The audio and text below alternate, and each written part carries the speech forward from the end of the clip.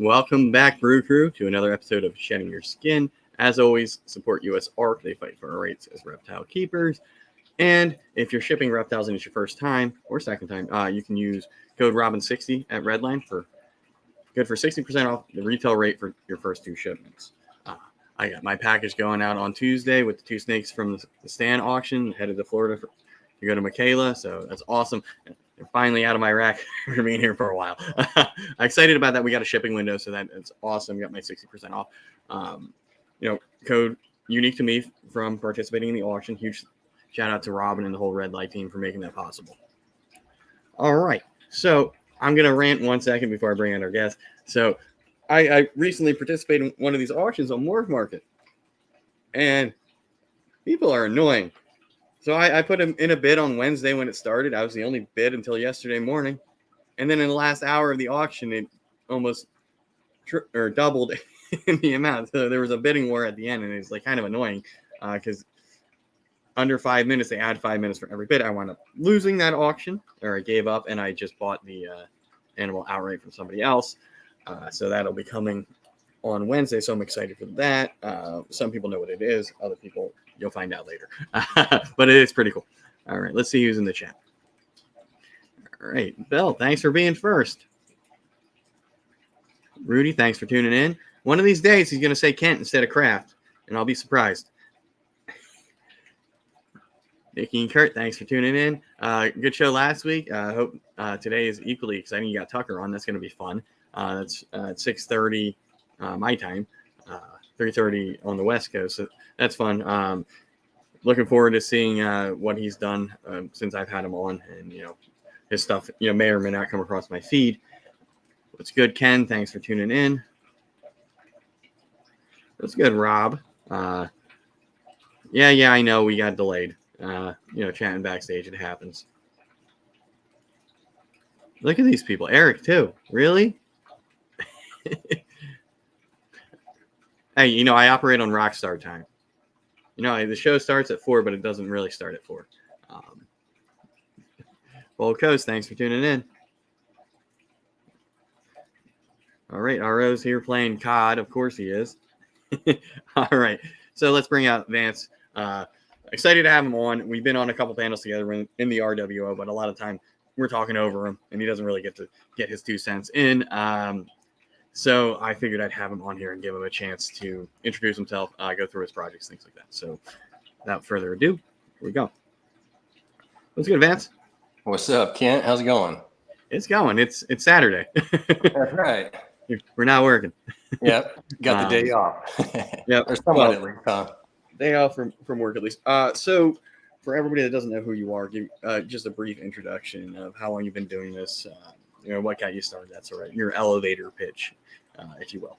Yeah. So I'm Vance from Blue Zombie Morphs, a.k.a. the Dead Man. Wiz calls me. But yeah, I've been doing this for, the breeding part, this is going on my 2nd year. What's up, Ken? But I got into snakes back when I was about, or actually reptiles period when I was 7 or 8. Got my first iguana. When I turned 10, my mom got me my first red-tail boa. And then by the time I was 12, got a Burmese python. And then it's been on since that. And it's kind of crazy that your first couple of reptiles were either large or notoriously feisty. My first reptile, I think, was a green anole that I wound up killing because back in the 90s, no clue what we were doing. I had him. This is how bad the husbandry was back then. I had him in an enclosure like this. Oh yeah, with the that green AstroTurf stuff. Yep. So no wonder. Whatever it was at the pet store. Right. But then I got a corn snake, and then eventually, everything else that I still work with today: leopard geckos, Russian tortoises, obviously ball pythons. Nice. But yeah, it's just interesting. Red-tailed boa and a berm. They're certainly not. Not the first. I don't want to say they're not beginner. They can take a lot of work. Right. Especially with the boas. Yeah. They can be very cantankerous as hatchlings, and it can be a real turnoff if they're constantly striking. Exactly. Yeah. So that's how that red-tailed boa I had, he was like that. In fact, the first night I got him on Christmas Eve. first time I stuck my hand in that tank, man, he got me, just tagged me. He's gotten me in the lip before, so yeah, he definitely wasn't the best snake to be with, working with. I gotta think. It took me quite a bit before I got bit by anything, and it might have even been an Nile monitor before it was anything else. Oh wow! I forget the timing on it because I got him around the same time I got the boa, and the boa was great for first couple. I'm like, all right, great, I got one of the good ones. Yeah. And then one day I'm getting ready to go to work, and for whatever reason, I'm like, okay, I'm gonna check on the snakes, and this is back. I didn't have too much; it was just one rack. Right. I gotta take the dang boa out. And the next thing I know, he's striking at me. He's stuck on my hand. I sort of react as we all do. It was sort of unexpected, for a lot of the other animals. Like, okay, I know you're a little feisty. I can feel it. And I flung that thing, and it was such a pain in the butt to get him back in the tub because he just kept on going, and he was small then. But now he's a little bit bigger, and I can see him coming. He still doesn't like me, but he tolerates it a lot better than he used to. But it's still, now he's bigger. It's not as fun to take him out when he doesn't want anything to do with it. Exactly. So I try to get him in the morning before the lights and everything are on, so I can just kind of take him out before he realizes that he's been taken out. Right. Because if I'm in there, changing the water, doing things like that, and he's able to realize what's going on, he's not happy. Very cage defensive. And if he's in that tree, don't even walk near the enclosure. But yeah, I have a couple that are like, okay, if you're watching my animals, don't look it up. Don't walk by the tub. Don't pull the tub out. It's at eye level. It's coming out. Exactly. It's not going to do anything. Just watch where you're at. Right. But it can be a turnoff for a lot of people when animals are like that. That's why, for the most part, ball pythons, some colubrids are much less spicy, easier to handle. So exactly. Yeah, it definitely can scare somebody. Luckily, I didn't see that one coming. I just felt it. I was looking at his tail. He was kind of crawling out, and I went and touched him back by his tail, and he turned around and got me. Luckily, I didn't see that one coming, but I had a corn snake, in fact, like that same tank that you had, the little plastic one, the old school ones. I had that corn snake was mean. Put it in that tank, and that thing would go and lean like against the side or the front of the cage. I had it up on like a shelf, and it would lean against it and just cause that thing to go forward. And so like I'd come home and that thing would be out, and that thing was always striking. I was one mean corn snake. So after that, I was like, I don't like corn snakes no more. I mean, it depends. I mean, some are, you can break it. Some are like that. And when you can read the animal, it helps a lot. So obviously, if you see most anything that does that sort of, it's kind of coiled a little bit, off the ground, like a spring sort of going back, it's like it's coming soon. Now they'll pull back like a little S. Right. So they sort of telescope themselves. But the blood python, it could be looking at you. All right, we're fine, and then the next second it's going nuts. So I always get scared when I have them out and my face is within striking distance. Right. Yeah. Exactly. Yeah. The Burmese I have the gloves now, Ken. I'm not getting lit up, and if I do, I'm not pulling teeth out again. Yeah, that Burmese I had, she was really good though when I got her. She ended up getting 14 foot. Like she was such a puppy dog. Yeah. Like, not one time have I ever been bit by that snake or even had her like aggressive. Welding gloves. Okay, they're stained from mulch. They're not welding gloves. I know I have another. I like workman gloves that I have for when I do rodents and whatever. Right. I learned to not use those even when they're clean because they don't prevent anything. I'm still getting bit by rodents and snakes through those things. So yeah, they can make fun of me all they want. You can come over and free handle all those things. Right, go for it. Have fun. Don't say I didn't warn you. So, all right. So you started out with quite the extensive, collection as a kid, as far as temperamental animals, things like that. Things that get big. So when you finally got into ball pythons, what sort of was that snake that that first one that sort of set everything in motion? Because there's always that one. Yeah, it was actually the pied and the blue-eyed Lucy. What's up, Jesus? Yeah, so when I was like a kid, man, they had the pieds and the blue-eyed Lucies, and those things were so expensive. It's like, man, I will never own one of those. But hey, now I do once they're $200-300. Of course, I bred it on my own, so that was the cool part. But yeah, it was Yeah, that's the pied awesome. and blue-eyed Lucies. I remember. So I had like 2 stints of this. One when I was younger before I went to college, and then when I got back in, I want to say 2016, something like that. And just the difference of what was, popular, what was expensive, completely Right. changed. There was stuff. Now I didn't know Morph. Like when I got back in, there weren't things. There were things that existed now that didn't exist back then, resource wise, and I wasn't looking at those things. Like, okay, we'll go to Reptile Show. What do you mean this costs this much? So when I like in high school when we were going, it's like this spider was pretty big. I think around that time, so mid 2000s, Right. and everything's. It's like, man, like, and back then it's like spider didn't do anything for me. Now I can sort of appreciate it. It's like, oh, this is a skinny, stripy, normal looking thing. Yeah. And now, with the combos and things like that, it's like, okay. I still, if it didn't have the wobble, it'd be one of the more prevalent, most expensive animals. They're just phenomenal what it can do. Yeah, spider is definitely a beautiful gene. I like it. It's unfortunate, like you said, the wobble, and just so many people just don't want to work with it now. I mean, you got a few people, yeah, of course, but yeah, sometimes I don't want to talk down on any animal, but it's like a necessary thing you might have to deal with. right. I know when I bred my champagne, he threw 4 out of 5 champagnes.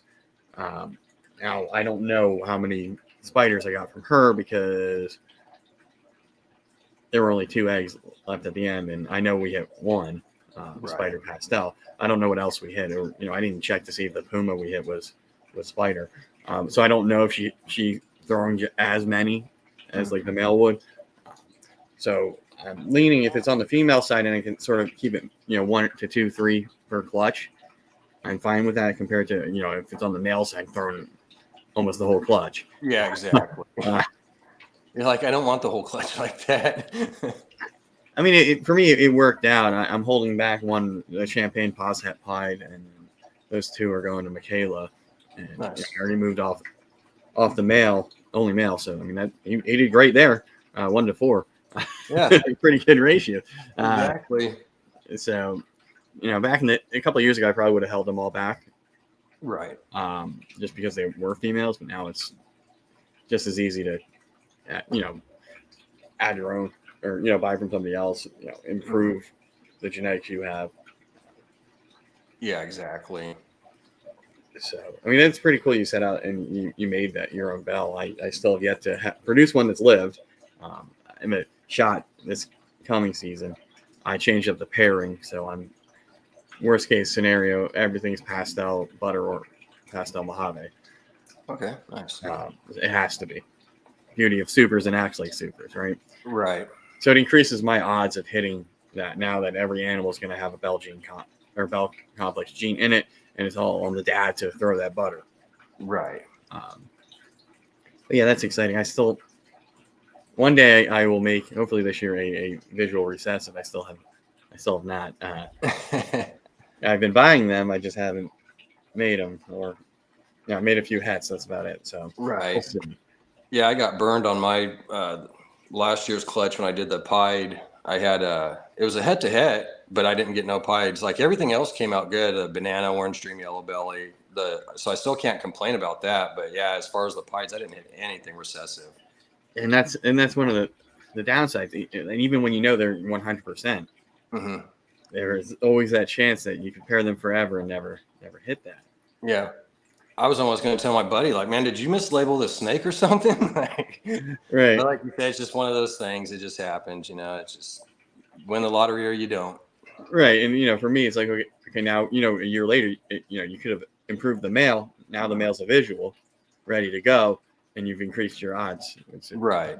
25%, something like that, depending on what's in there. So it should be half of the clutch. Yeah, exactly. Right. But I mean, that stuff's good. So with experiencing something like that, missing, getting hosed, you're one. Have you sort of pivoted, or is this like another parent you've repeated? For the pieds.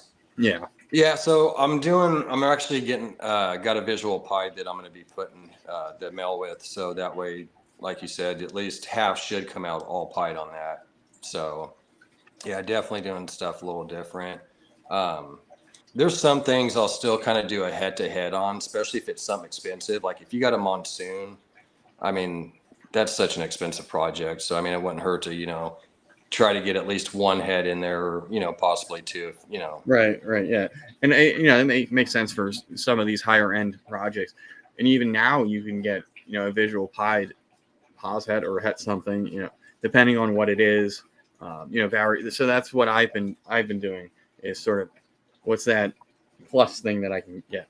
Here's what I'm looking for. Here's where else it can work. Am I able to get that now? And certainly in this market, it's been nice. Yeah. Exactly. I've been able to get things that I would have been able to get a couple of years ago, either due to price or availability. So it has been nice. So it's like, how do I, right. Always looking to cut time out. Yeah. There's so many good deals going right now. This is the time. It is definitely a buyer's market. I mean, get out there and get whatever you can, because once those prices start going up pretty soon, I mean, prefer to get it now and get it, better discount. But yeah, that's kind of my goal right now is I got a couple that, a pair of 1.1, I'm getting ready to get paid off and then move on to something else next. But yeah, there's so many projects out there that I'm looking at, interested in getting, but one thing at a time. Yeah. And this is advice, not an opinion. Do not over leverage yourself. In this market, you may be able to afford things that you weren't able to afford before on payment plans. Don't be going owing multiple people money all at the same time. You never know when that one emergency, that one vet visit, that one something goes wrong with your car. Because if that's happening every time you get into the situation, we all talk to each other. Yeah.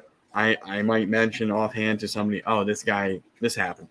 And then they tried it again to me and did the same thing a couple of years later. So you just want to be careful. Most of the time, if I have that 25% down, or, I'm fine losing that if something happens. And, if it's a one-off thing with a breeder, be like, hey, sorry, this happened. This takes precedent. Health, your livelihood. Sometimes it's like, yeah, right now it worked, but then something happens down the road where it's like, nah. But if you're doing that, constantly doing that to everybody, you're wasting your time. Yeah, it's true. Yeah, it's funny you said that, because that's actually that exact same thing happened to me. I didn't have I only had one snake on a payment plan, but it was through Aussie. I was getting an ultra male, that het pied male, and I ended up, I had an issue with the car breaking down. And so luckily Aussie was pretty cool and gave me a little extra time, to get that paid off. But yeah, it was one of those things where it's like, man, this sucks, because I'm sitting here trying to get this expensive snake paid off, but then you got, $3,000, to fork out on a car. Right. And, given that this was probably a year or two ago, that was much more expensive than it is now, which for me, that was a kick in the pants when I saw that project. Oh man, you can get the ultramel het pieds and pied head ultramel males for what I paid for my original ultramel. Mm-hmm. Come on. But they sort of anticipated that. Yeah, they had a hypo-pied clown and for like $17,000. And then there was a couple of them from the same person. There was somebody else, I think, that had them for like $15,000.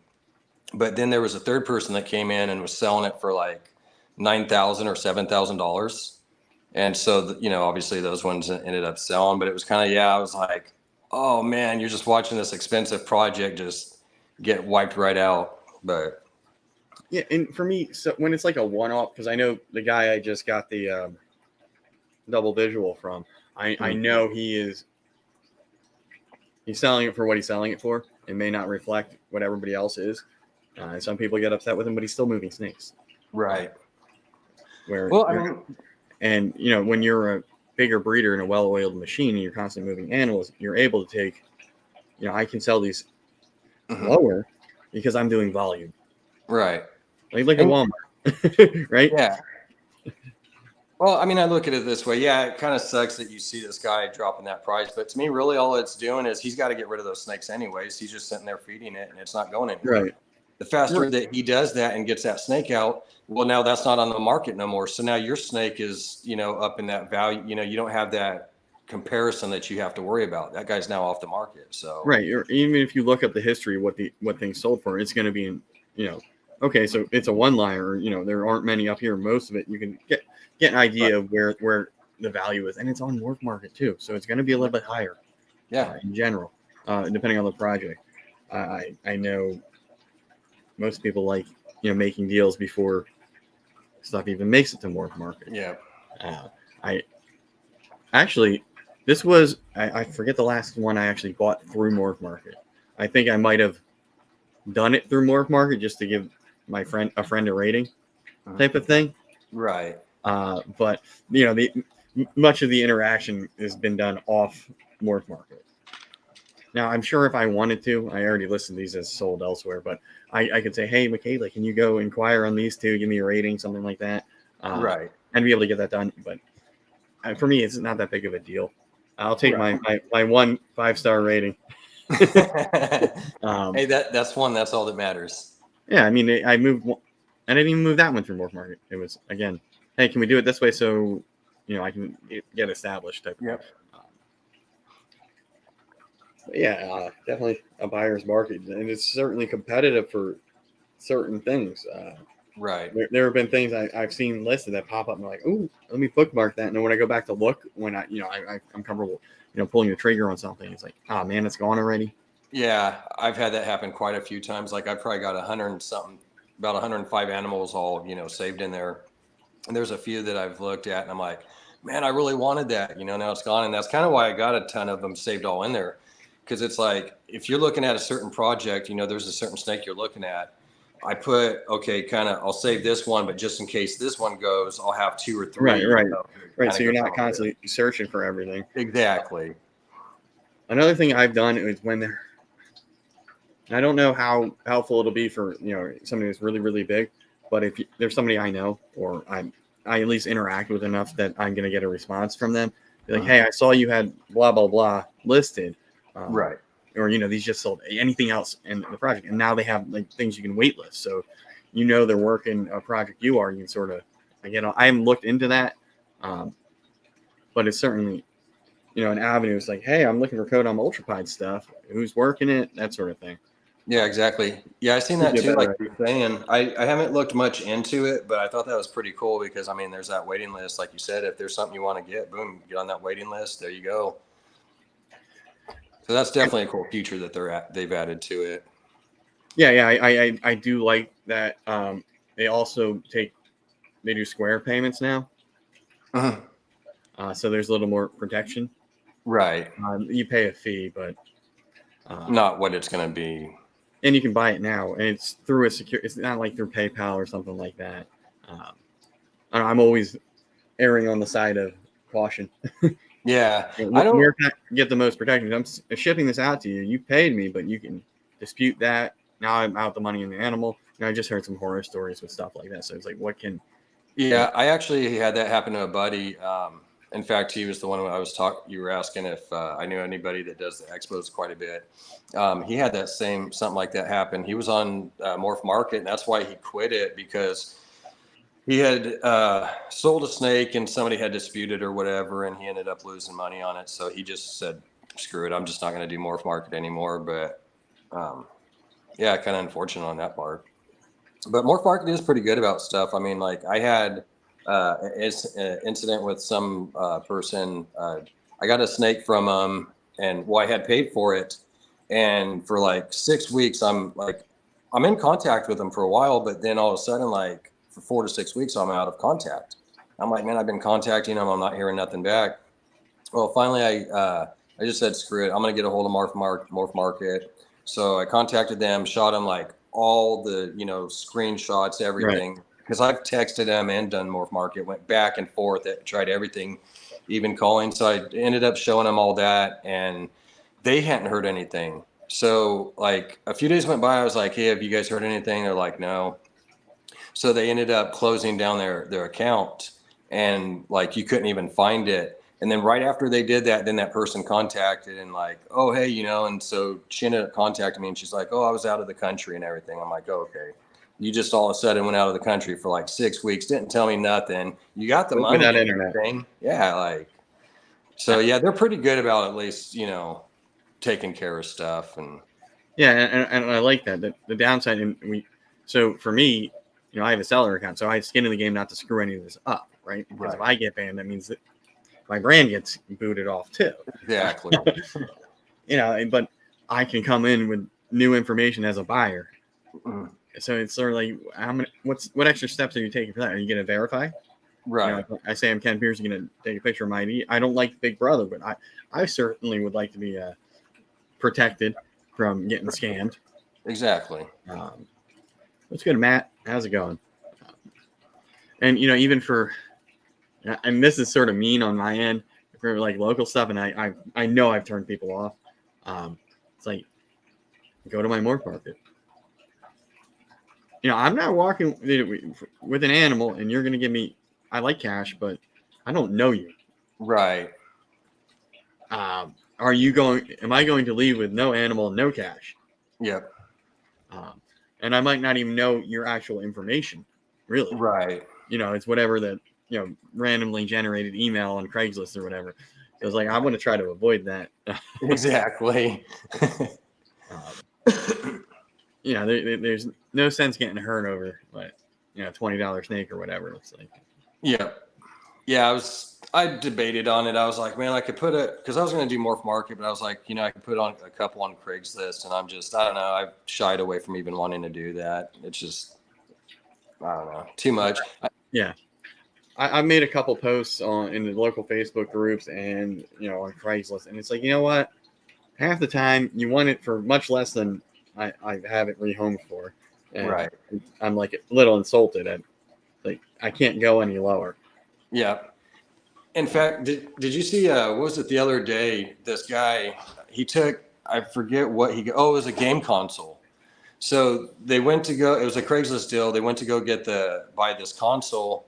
So the guy he was selling it for like his sister or something, like their mom had died. So they needed like, you know, whatever little money to kind of make it. And so they sold the console, got the $300 like in a envelope. Well, by the time he like goes and looks at the money, because it was $300, he looks at the $300 and it's fake. Well, that dude in the truck just boom, took off. Yeah, I was like, dude, that is wrong. Like, yeah, and that's one of the things. Giving them monopoly money and shit. And I have to do this since I'm vending shows, because I don't want to steal Nathan's or anybody else's in the group. Is the counterfeit detector pen? Mm-hmm. Because if I'm taking cash and I don't have that, and I'm not paying attention, I'm just counting, and I don't see for movie use only, or, you know, something that's not going to catch my eye because I'm not, you know, big on, you know, currency, things like that. It's right. Like, great. Yeah. And I don't want to, oh, yeah, I'm going to go deposit this in the bank down the road, and then I get in trouble because I'm trying to pass fake bills. Like, whoa. Yeah. I had a buddy do that. He gave me $1,000. I was like, oh, shit, dude, that's pretty cool, bro. Like, and I look and it said Hollywood crap or whatever on there. I was like, oh, man, come on. Get me excited and take it away, man.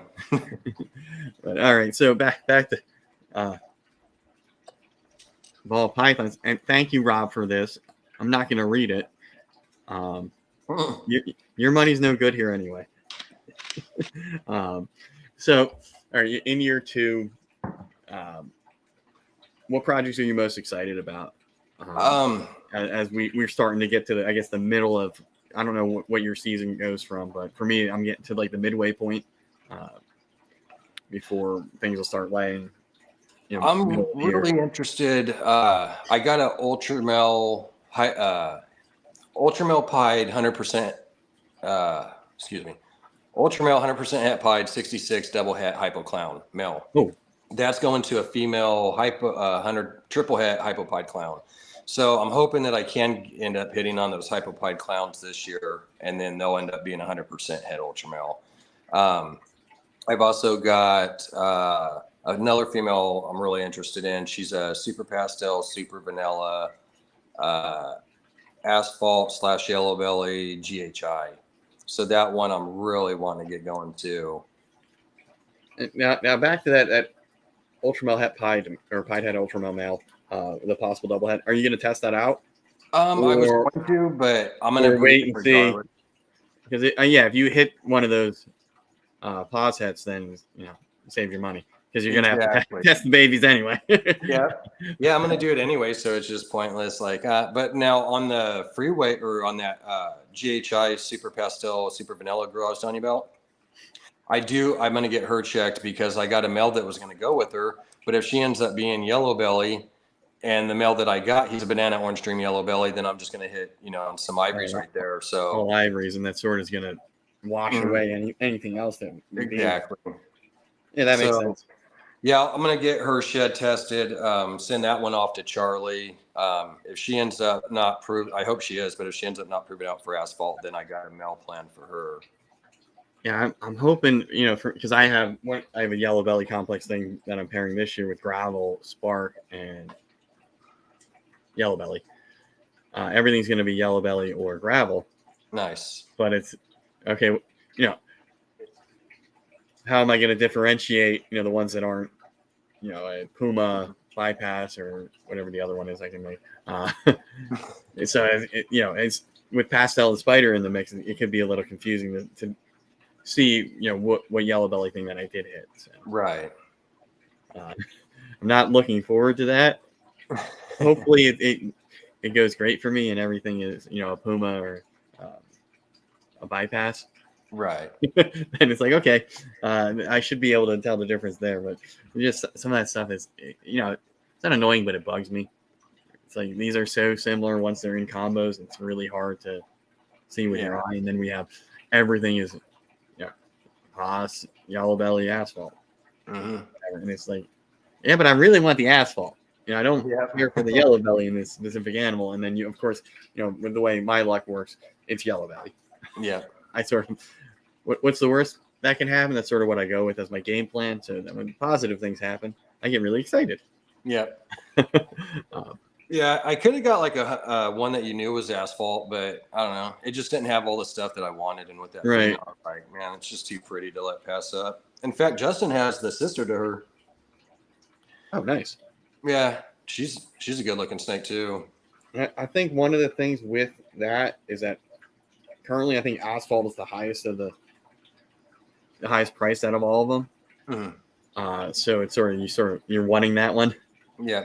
Without having to pay the premium for knowing it is. But, right. I have 3. I don't have asphalt here yet, so I'm content working gravel. Yeah. Not that big of a deal. Yeah, there was a few I was looking at some males. I almost thought about getting some gravel. What's up, Straight Blast? The gravel. That was pretty interesting one I'd like to get too. But I don't know, it's pretty cool because then you could do the super asphalts also in there. Right. And I like that. That's why yellow belly is great, but the super version on its own, very cool. You're making everything yellow belly. So if you have like an ivory het clown, something where it's going to work. Right. So if I have an ivory het clown and a gravel het clown, okay.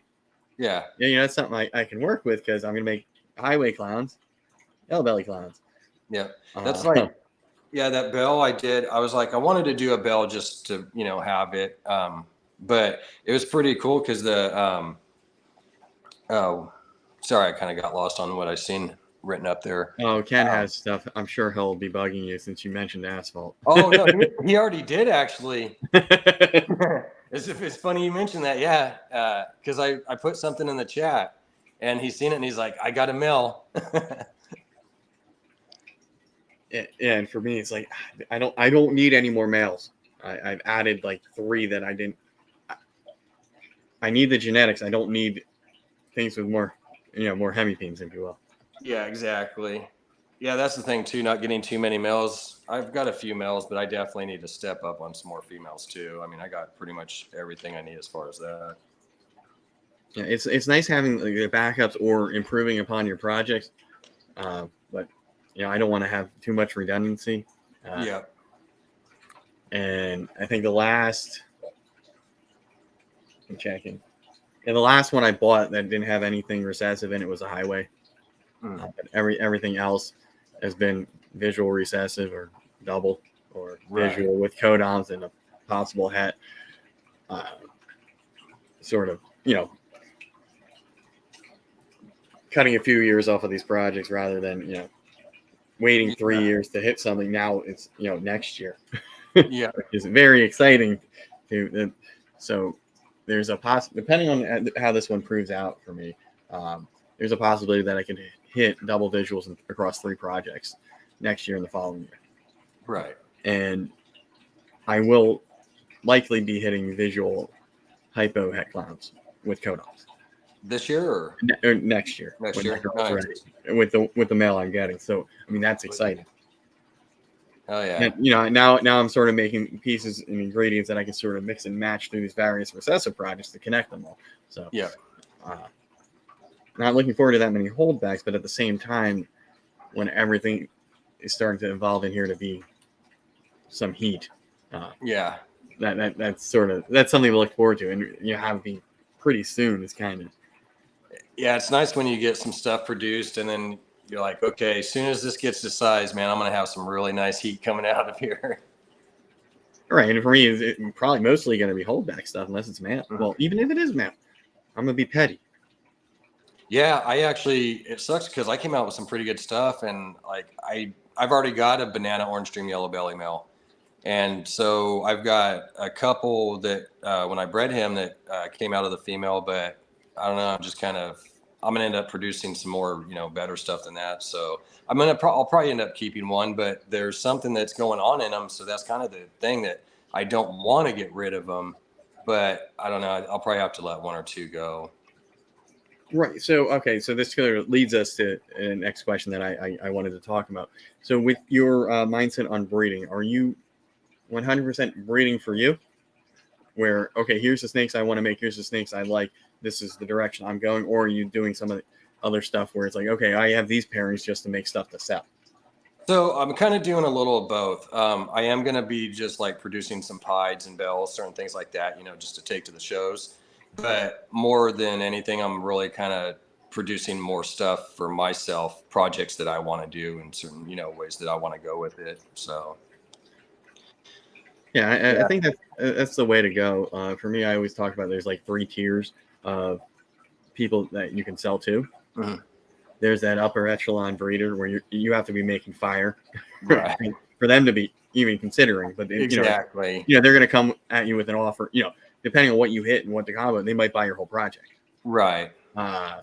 Which is a good or bad thing, like, especially if you produce something where you're making now a name for yourself or you're catching people's eyes.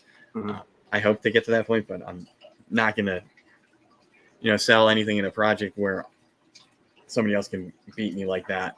Yep. Type of thing. And then there's that sort of middle of the road level breeders, whether it's people that are just 40 some snakes to 100 snakes, something like that, right. where you can't be selling your male pastels to.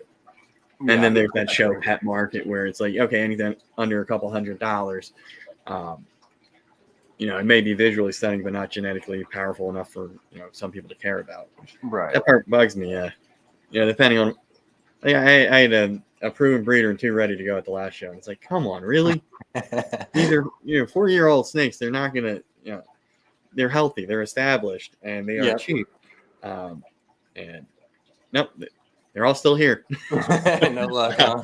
So I mean, and that was one show, one experience. Right, it was right before Christmas, so yeah, I will look elsewhere to move those animals. Or if not, I can just give the one girl, a year off. The other one, I'm not pairing. The other one, I decided to pair. To see what I can hit from the champagne pastel male, and it's that to black pastel, so it should be pretty cool. Right. Black pewter pain. So there's some cool combos that I can hit that I'd be interested to see. And champagne's been a sort of a pet project of mine. Nice. Just because it's so crazy what it does in various combos. So I want to work that, but it's definitely not a primary focus.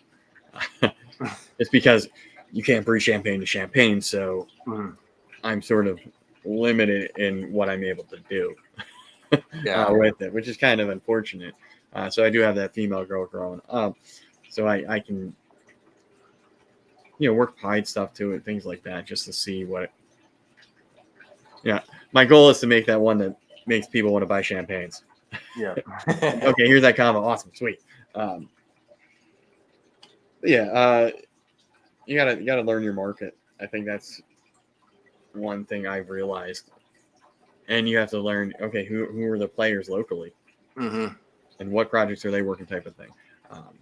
And I have a great network here, so I know you're out west in Cali. You guys have that sort of a clique. I know it happens. It's in Florida too. The Midwest has their own little group. Yeah, sort of like I don't know. There's a few breeders here in town where I'm at in Visalia, but like in Fresno, there's a lot more for some reason. I mean, we are a smaller town. Well, because originally I'm from Fresno, but like in Fresno, you got like 600,000 people. Where down here in Visalia, it's like maybe 150,000. So I mean, we have a couple breeders. There was one that I knew, but I don't know what happened to the guy. I don't know if he kind of fell off or what happened. But most of the breeders I do know are like out of Fresno or even KG. But I mean, he's up in LA. He's like 3 hours, from me. But yeah, and is that 3 hours in traffic or 3 hours, in general? Because it's a lot closer if it's with traffic. That's probably without traffic. Then, once you get there, you're probably looking at 4.5 hours to get through the freeway. Yeah, that's one thing I like being in. I'm third largest, metro area in the state, but it's sort of spread out. It's between like 3 cities in my region, so that's nice to not have to deal with traffic. Like I can take back roads and it's not right, all crazy congested.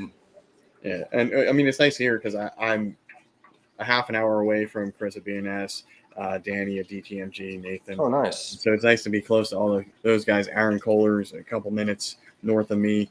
So it's nice to have these guys really, really close where I don't have to ship and I can drive if need be. Okay.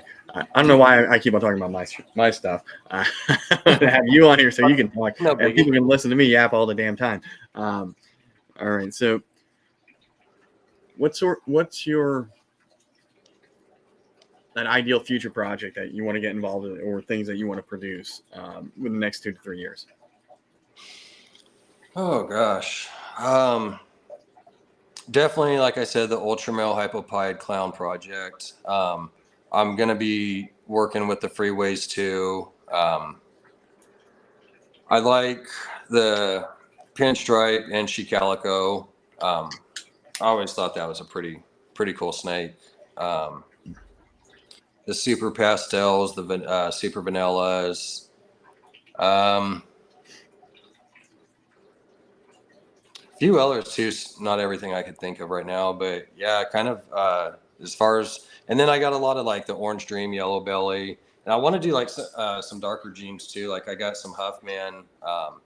Like I've got a lavender albino het pied female, and so my goal kind of with that is like I want to darken up those genes. The lavender albino. Put like some black head in there, or, black pastel. Oh yeah, nice. I have 2 blackheads now, and it's just when people say dark, it's dark. Nice. Yeah, I mean, obviously, if you add something that's going to brighten it up, it does get a little bit brighter, right? Depending on what you're adding in. But yeah, those 2 are probably the darkest. At least the contrast between the blacks and the rest of the animal. It's just. Right. My blackhead yellow belly girl is black. So I'm interested to see what where else I can work it in. So that's if you're gonna go dark, you might as well go dark. Right. So now I have it in DG with leopard. So I mean it's gonna be that contrast that I'm looking for. Nice. We'll see how that goes. So I'm excited for that stuff. I do like. Yeah, like the Inchy, that always looks good in like albino or lavender albino. Those genes. Yeah. So I mean, for me here, what I'm trying to do is, okay, what do I know looks good in these combos, like, and what's the direction that people are working. So in the ultramel stuff, right now, most of the stuff I have is going to go skew towards that brighter side. Right. Unless I add if I work in hypo, then I get, even more bright stuff because that's everything I have. So it's sort of like, where can I add this, dark stuff into ultramel because. And I don't see too many people going that route and making the darker animals. So for me, it's like, how do I differentiate myself in certain projects? And you take what looks good, you add something else. And that's the thing too. You never really know like what you're going to produce until you do it. I mean, unless it's been produced before and you have an actual picture to look at, but it's like you don't know. I mean, anything can happen. I've seen where I forget what it was. It was like pinstripe and something else. They put it together and it just kind of like wiped them both out. Like there was some marking there, but it was just like instead of having like the line going down or whatever, it was like just like an X. Yeah, that's my fear with some of these things. It's it's going to get to the point where it's like, okay, I can't tell. Hey, experts, people that have been doing this a lot longer, can you tell what the heck's in here? Here's the pairing, with the hope that they hit that. But some of these, it's really subtle. Yeah, it's really hard to tell sometimes, like on things.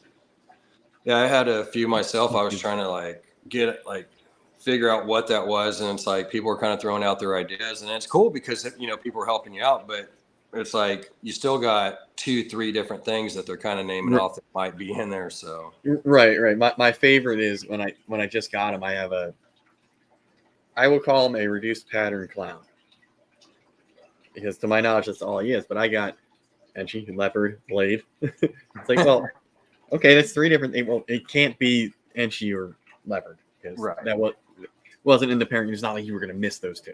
Right. Blade, maybe. But we'll see. But I always enjoy that. It's like, what do you think's in here? And then you get a bunch of opinions. Yeah. And even when you say to pairing, and sometimes whatever the sire and dam are quite obvious what they're supposed to be. Mm-hmm. And so just some of the, well, I think you could have this. It's like, no, you can't. Sometimes you do get something that slipped through. Maybe a head hide or something like that, because that can happen. Right. Especially if you have an animal that does have a sort of does have tracks or messes with the belly a little bit.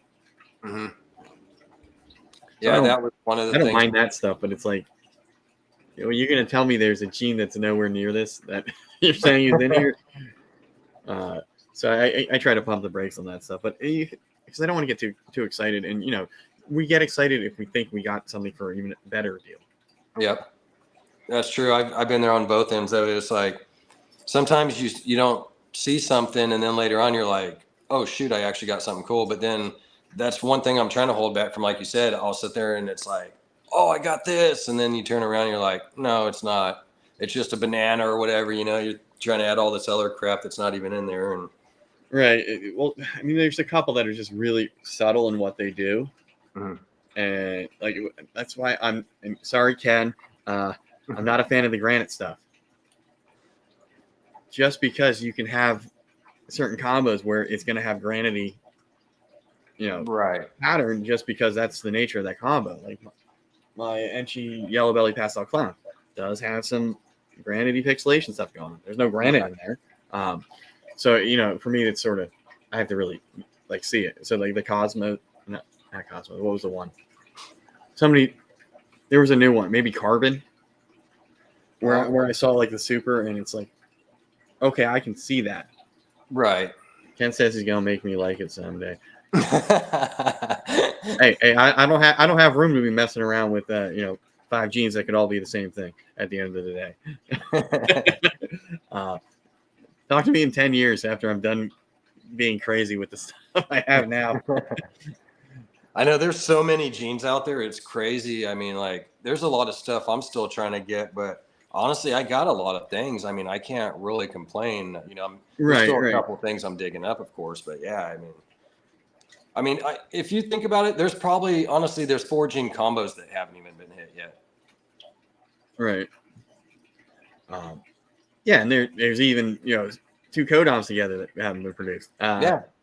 Yep. So for me. And we all started this way. They're like Pokemon, right? Mm-hmm. Somebody hits this project, this animal. Oh, I got to get this. I got to get that. I got to get. Well, now, like I was telling you, I think we were backstage. I have a male lace that I have absolutely no clue what I'm going to do with. There is just not a female recessive that I'm willing to pair him to. I mean, I may, since I don't have anything pied right now, I may shoot for lace. het pieds, because then I can raise a male up and go for lace pieds. Or even having a lace het pied girl to grow up. Yeah, I was gonna say you could either get a female for him or just get one out of one of your clutches, a baby. Yeah, I mean, so he's here because I got him super cheap, but again, I'm just feeding him until there's something ready for him where it makes sense. Yeah, I've been there. I had a Mojave like that. Same thing. I was just feeding him, and it was just a Mojave. He was a super pretty Mojave. Don't get me wrong. And that was kind of the main thing why I was holding on to him. But it's like, dude, it's a single gene animal. I'm really there's nowhere for it to go. So, Steven? Hey, Steven. And I know lace is popular, so it's like I know I can flip it and make money. Right. Least, it's like, and he's feisty, so I haven't checked him to see if he does have plugged yet. Because if he's ready to go, then somebody could use him now. And I just want to sit on him until maybe I'll buy another pied female. If I can get a breeder for like $200, sure. Right. I can get something where it's not intruding into my project, and where I don't want to just make something to make it. Yeah. But I mean, honestly, like there's so many genes out there though. I mean, we got a couple hundred genes. Like, for example, I'm getting about the 1.1 I'm getting in. It's got Huffman in there. Yeah. There's all kinds of different genes that you could put like that people aren't even using yet. There's one I'm kind of looking at. I'm doing I'll tell you about it later. I'm trying to do a little research and see, but that's the thing. Just go and like look at genes that people aren't working with yet. Like, I mean, even clown there's been so much done with it, but there's still plenty of room. You know what I mean? Things that you can. So what I would do is if you're going to get into the clown project, look at something that somebody else isn't working with as much and put that into there. Right. And you also run the risk, if nobody's done it before, it could not look good. And that too. And unfortunately for you, but fortunately for the rest of us, you've already figured that out. Or at least, whatever combo that was. So now people might steer clear from right. that. Or if you have a new gene and you find out that it's part of this spider complex, like, well, we can't make the super, it's got a wobble. That's unfortunate. Some people have to take that risk, so the others don't have it. But then you can also have that high reward where you do hit something and it's awesome. Yeah. And like Champagne was one that I wanted to get into because I think if I remember correctly, I like the Blue Ghost, but I also like that Urban Camo. And if I remember correct, Champagne's in that, and that was kind of one of the things that turned me away, which is I like the Champagne, but just the issues that comes with it. So I don't know. When I started, I got the ingredients to do Urban Camo and Gray Matter. The only one I didn't have was Sandblast, but I just heard of all the nightmares from people trying to produce it with just the defect, and it's like, what? I can, get an 8-ball matter type of animal, and that's a lot easier than having to hit all the odds the right way each year to sort of potentially make one of these things that not so visually awesome looking animals, but it's it comes with some risk, right? Or at least that was back in the day. Now people have successfully hatched them out, no problem. But I was thinking I was going to be, because I was doing my calculator. It's like, man, this project, this animal doesn't have a name yet. I can't find any on Morph Market. I've got it. And then, talking to people, it's like, yeah, because everybody sort of abandoned that project. Yeah. Because it's got, the super cinnamon or super black pastel, plus you got champagne. So you sort of, but yeah, I do like champagne. It's just trying to figure out what's going to work with it. Right. Leopard Enchi, okay, that's bringing pattern back. What else can, sort of make it look like a ball python, right? Right. You add pastel with great. Now you got a bell-looking snake with a little stripe and some pixelation, and it's like, man. And as babies, when those yellows come through, they are stunning. But as they age, it browns out. But there, I want to say there's probably about 250 different genetic morphs. Yeah, you're right. It's around a couple hundred. Yeah. Yeah, it's a few hundred, but I would gather some of them are the same dang thing, just different names, and some of them Right. one off. Like I hatched out this weird animal, and I somehow got it on the Morphopedia thing, but there's never been any sold. Wow. Yeah, there's a couple in there that are just like, well, can you buy it anymore? Yeah. Are you working with it? Did it disappear? So, yeah, because some of them were pretty interesting. It's like I might be interested. Yeah. But yeah, there's a lot of stuff that's I want to say the same. So I like the idea of genetic testing. I just don't want us to go overboard. Yeah, it was like was it butter and lesser the same or something like that? Yeah, and the banana and coral and banana and coral glow. Yeah, like that's the thing. I was gonna get some butter, but I already got a lesser, and it's like right. Well, the same thing, different breeder. Yeah, pointless. So for me, I will keep it the name that it was sold to me as. I'm not gonna, if I had hurricanes, they're not magically tricks now. Yeah, there was a guy that had a couple days ago. I seen he had like Trick Hurricane / Hurricane or whatever up on there. I'm like, dude, don't just put one name. Yeah, unless you had it from you didn't know. I don't know. It just sort of bugs me when like that situation is a little different than an animal from Africa was imported to 2 separate breeders across the country and sort of found that way. It was sort of seemingly intentional or marketing, right? But I'm not one to judge. Hey, people are gonna cut corners, and it is what it is. Do what they want. Yeah, like I used to have a coral glow, and I left it as that. I was like, oh, it's a coral glow. I'm not calling it a banana. However it's sold to me is how it's going to be. And some of them, depending on who was working them, they may be the same, but the visual look, through line breeding, things like that, you might have a better animal. Right. And true. Trying to figure out with Barnhart Black Pastel. That's a nice one. Yeah, that is a stunning animal. Yeah, you're going to spend Black Pastel for sure. But I think genetically speaking, it's very, very, very similar, but not identical.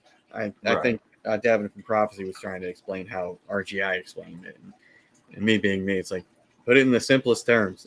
Yeah, put this in layman terms. I can't understand. Right. But yeah, and even just adding something like that, a line like that can change your projects. Yep.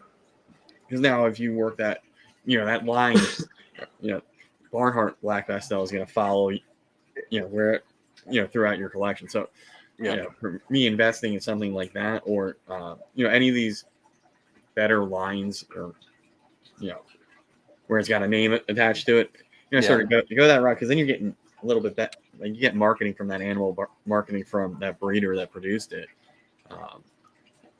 If you say Barnhart, everybody knows what you're talking about in this industry. So I mean, that's cool.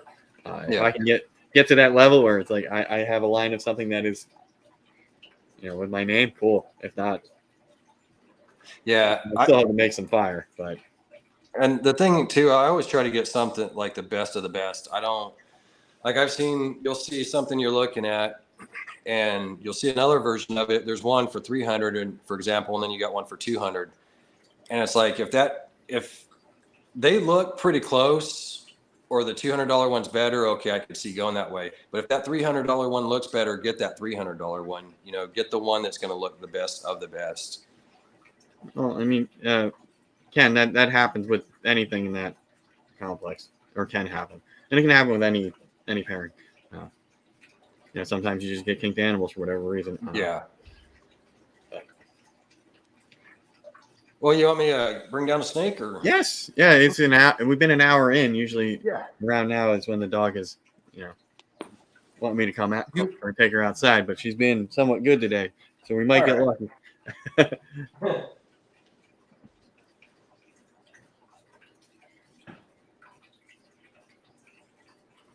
Yeah, I'm definitely a fan of buying with your eyes, and for the love of all things reptile related, when you're advertising your animals on Morph Market, Lightbox, and Background, even though Lightbox is going to bring out things that you're not really going to see under your room lights,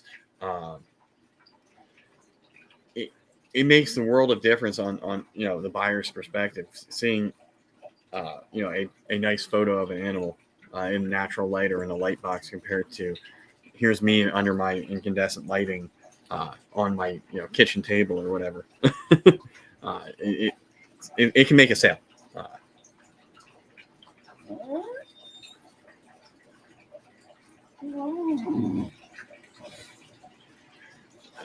All right. What? My dog, she's being a pain again. Stop. But yeah, I'm excited for a couple of things that I have coming in that I have on payment plans. So you'll get to see videos about that stuff in the future. Stop it.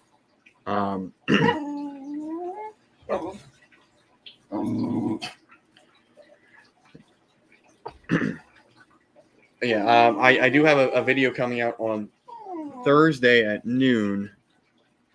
It is, I gotta make sure I get the morph right or the combo right. It's another one in my rack rundown series where I'm going through all the projects and stuff that I'm working on. So to make sure I get the right video since I made all 6 of them. Let's see. All right, so next week's going to be Ultramel. So it's pretty much everything I have that has Ultramel, had Ultramel. So I'm excited for that. And, I sort of got myself a reprieve from having to record videos for the next 4 weeks. So say hi to Stella.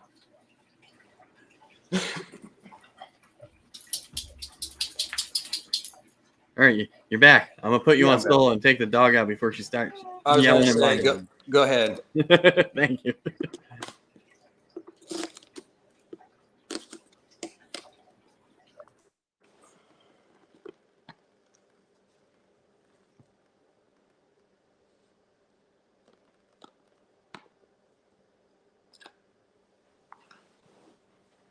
All right, so here's I got this one from Ozzy. This one just shed.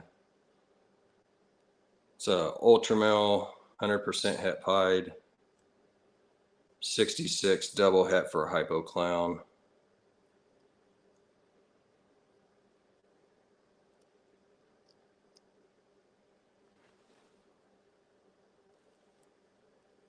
Well, work with me, buddy. There we go.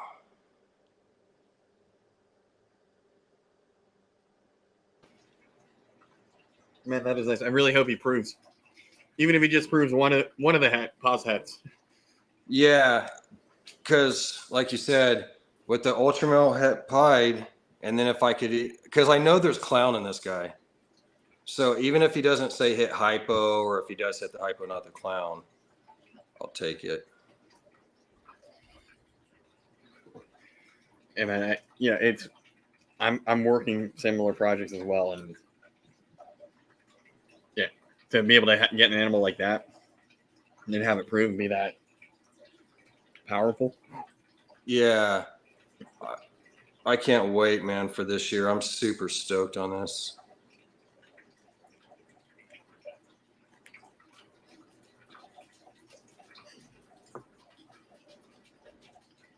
So he's got all the ladies lined up for him. Yes, he does. Yeah, I'm looking at a couple adult females I got to get. It's just hard when you do the adult females because there's like, once you've been doing this for a while, you really got to kind of dial in, try to find what you really want, once you get into 3-4 gene animals. Right. And plus the shipping gets to the point where it's almost prohibitive depending on where it's coming from. Yeah, exactly. Like, but some of the adults running like $125 or whatever. Like that's crazy. Yeah, I think my shipping without any discounts or whatever to Florida was $150 some, and then it got knocked down to I forget what it was, 80 some, I think, with whatever, and then wound up being 60. So I'm happy with that. But yeah, some of the quotes, it's like, man, when it has to go to California, it's like, you want more? Yeah, and it's funny too because like I've gotten snakes all over the country, all the states, but most of them are in Florida. So it's like every time I go to order that snake, it's most likely like 7 times out of 10 it's going to be in Florida. So I'm paying for that motherfucker to come all the way over here to California. Yeah, and for me, it's how many airplanes does it have to get on? Stop. So if I'm getting something from like Kai over there at Lucas Landing because I'm too lazy to drive to pick it up or whatever, or go to a show, it's going on a van. Yeah. It's driving here. It's not, it doesn't have to fly on a plane. So, if you have to go to, Indy or Memphis and then off to another regional hub and then to your local hub, I mean, that's quite a few flights. So, yeah. And it has to do that in a day. Yeah, I had one. Was it about a year ago? I ordered one in, and that one, she got stuck. That was the only one I've had trouble with. She actually, something happened with the hub and FedEx, and she ended up having to stay overnight. So I didn't get her till like the following day. Right, the time she came in, man, she was cold. But I mean, she made it and everything. So like, what I do is like, I'll have when I bring my snakes in, I'll pull out a heat pad for like your back, and I'll have that during the winter. I'll plug it in, so as soon as I get home and I pull that snake out, like if it's wintertime and it's cold, I just set it on that heat pad, check it out, get it warmed up, and then get it, after everything, is legit and cool, then you go put it in its home. It generally, so I work right by my hub. Oh, nice. So I'll go there and pick up the animal, on my way to work or whatever, and then it chills in the office all day, warms up to 70 degrees, then comes back here and then gets activated. Does anybody want a Beagle Bulldog mutt? I've only ever had one issue where it got delayed, and that's because whoever dropped it off late, so it had to sit a day before it got shipped out. Oh man, let me go see if I can solve this dog problem.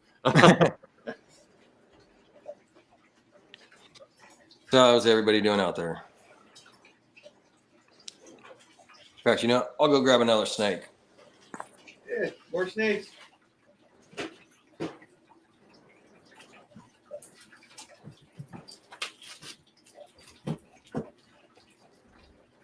So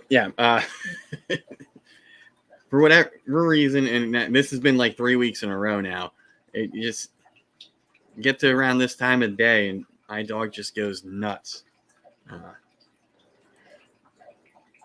don't know if I'm not paying attention to her. That's my problem.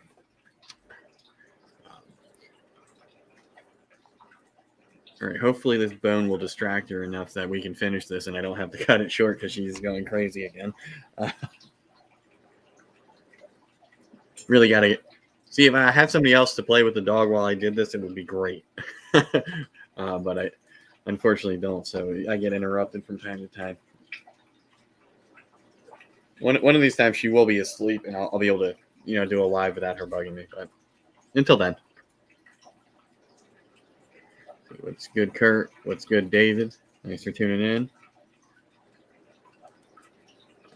Are you sure about that? Right? That's his call. He said Stella, and he thought we were talking about the beer.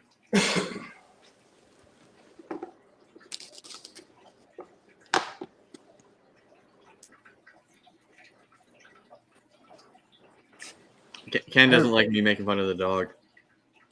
I know, he's always backing her up. All right, what you got here? That orange dream yellow belly that I hatched.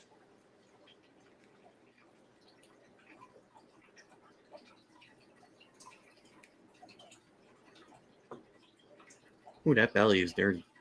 Yeah, it's crazy. There's a couple other ones I got are a little different. It's almost like a diamond that goes down the other one I got. So these are the ones that you're sort of on the fence about letting go just because they are a little funky. Yeah, a little funky. So I think there's one I'm going to let go, but yeah, or two. But yeah, I'm definitely keeping 3 or 4 of them. That one just shed too. Yeah, so I mean, it's always nice to like make sure, Yeah. right?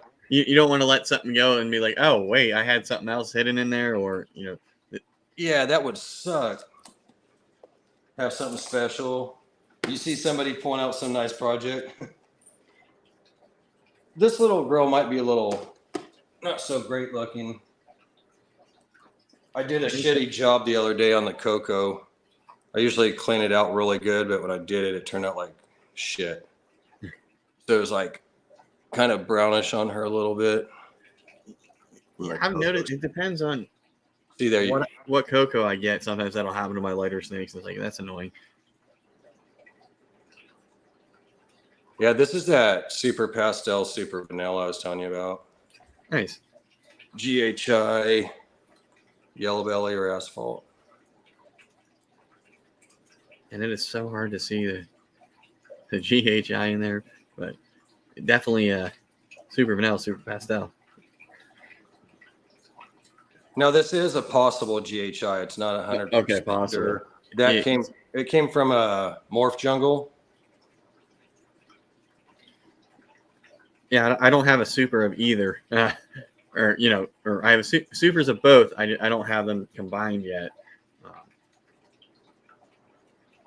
Yeah, that is a nice snake. Hopefully it is GHI. That'd be awesome. Yeah, I'm hoping. I'm hoping. I don't know. I hope she hits the GHI and the asphalt, to be honest. Right. But I guess I would take maybe the asphalt over that. I don't know. They're both nice. So Ken says his Mojave asphalt would go with that. there. See, I told you. I told you. He's trying to be a salesman. Yeah. Damn good car salesman. But yeah, so how many clutches are you expecting this year? I'm hoping somewhere between 4 to 6 clutches I'll be looking at. I don't want to go too crazy. Last year I just had the 2, which is perfect because I didn't have the room for it. And even right now, I've got to start building up some more room and get some more racks in, to finish up what I need. But yeah, 4 to 6 would be a perfect number. Even if I just get 3, I'll be satisfied with that. Yeah. For me, it's if I have more than last year. Yep, exactly. Well, this year I can have the same amount because that would still be more because I lost that whole clutch. Yeah, just constant improvement is nice. And I was smart this year. I already have my extra hatchling rack. Ooh, nice. For whatever reason, it's plugged in right now. I don't know why. So I'm wasting energy, but it's nice to not be worried. First clutch, for whatever reason, it took like 8 weeks to get here. Ooh. I had them in. Luckily, I didn't have any clutches that year. I had 5 tubs in the incubator, each with snakes in them, just because I didn't have anywhere else to put them. I was very frustrated that it took them. It's like, man, come on, these things. They took like all their first meals in the dang incubator.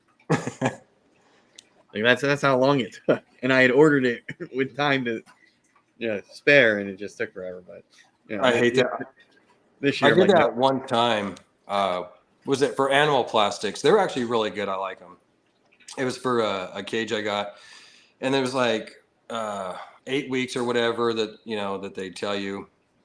It ended up going like a month over that, and finally I called out, and she was really nice. I was like, hey, I was supposed to get this by that time, and like literally like the next day or two they had it done and shipped out. Got a rush on that. But yeah, that's one of the things because it takes a few months to get those racks in, even like whether it's PVC or metal from Freedom Breeder or whatever. But like even the PVC, it takes a couple months to get those in. So that's one of the things I got to get those ordered in here ASAP. Yeah, one of the things, and I spent more on it, and I could have picked it up at a show, but I don't know if they would have had them at the show. Right. Or I could have saved money and done show pickup. And I think sometimes those take priority over, when you're in the queue. It's like, right. Hey, I can do 8 of these at the show already. Mm-hmm. I'll come back and do this one for Ken. Right. But I forget because both Boafile and the other one that do a lot of the enclosures. Nice. That's the one I have. Anyway, both of those guys got like hurt around the same time, and there was a huge delay in production because it's somebody building them, right? It's not right.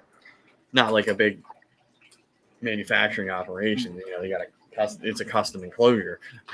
So I was like, oh man, now that I know that, I'm waiting forever. Yeah. Yeah. So. And the UPS guy hated me because that thing is heavy. It's a 6 by 1.5 by 3 or 2.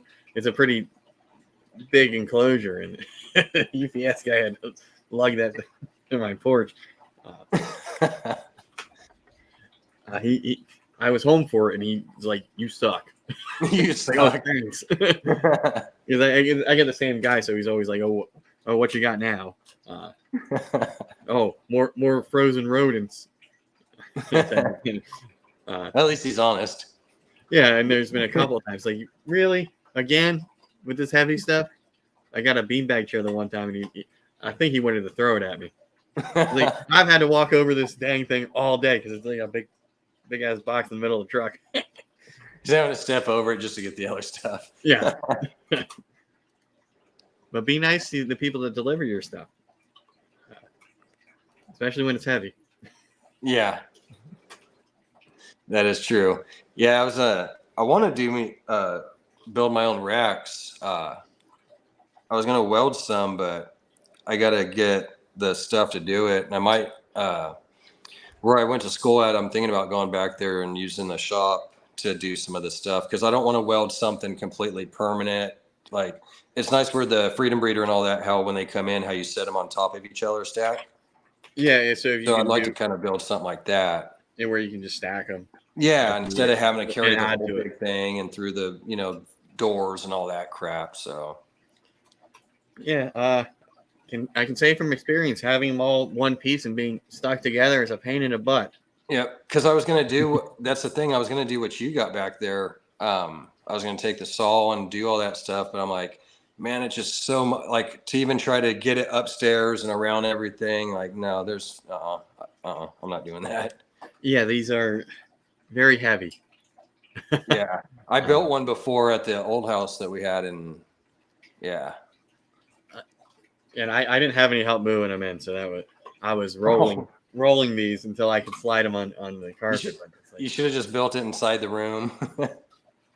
I did that for the rat rack.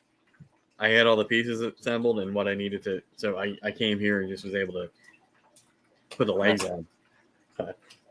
I wish I would have put casters on all these things. Yeah, they're a pain.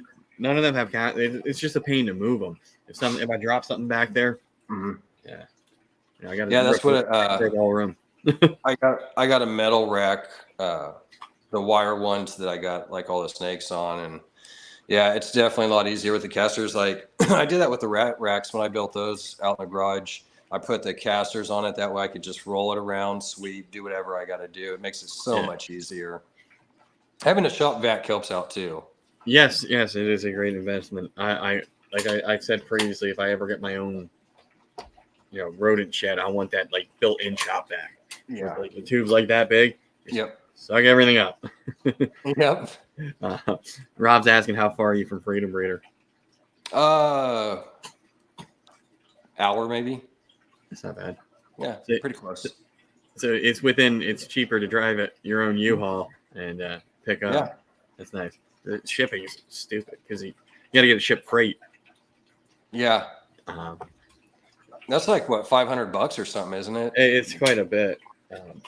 I like when it can go in UPS. It's a lot easier, but when it has to come on the back of its own truck that's specifically going to you, it's a lot. You got to offload it with a hand truck and yeah. Yeah, I don't know what my neighbor ordered. I was starting to think, man, are you a freaking snake breeder too or what, man? Dude, the truck it was a big ass truck, diesel, and it just pulled up into his driveway, and the guy just unloaded his shit right there. I was like, see, that's pretty smart. That guy backed all the way up to his garage and said, here you go. Yeah, I'd be afraid to get that stuff delivered here just because it's hard. You would have to offload it in the street, then go into the parking lot, then onto the sidewalk, and then drop it at the door. And it's like, I'll build it, or we'll go out. We'll make a trip and go out and get it. Right. I'm sure I can find something to do. It sucks. Like the streets nowadays and the houses are so small too that they build. Like you can't even like one car could barely fit down there. If you got like a car on the side and a garbage can, there's not much room they leave in them nowadays. But yeah. My buddy, he lived on. I was so annoyed when he moved to this one street in Philly, or just outside of Philly. The street was so small, you could not fit a truck. Yeah, I couldn't turn. It was one way, and everybody's parked. And if you were lucky enough to get in there, you kind of don't leave because you can take public transportation everywhere. Right. I'm like, man, what the heck? I can't even park right in front of your place because the truck don't fit down the street. And it's like, yeah, when you get picked up and delivered, you got to stay on the corner. Yeah. Well, thanks, dude. Driving a truck is a pain in the ass for me to park in the city anyway. Go on the corner.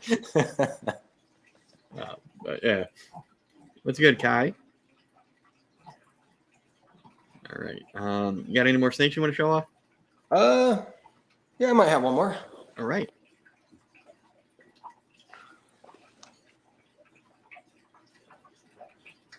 Hey, Kai, thanks for posting that killer clown hypo.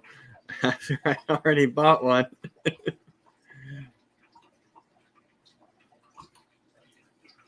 Wonder what that's up to right now. If you're interested in it, it's up for auction over on his Morph market.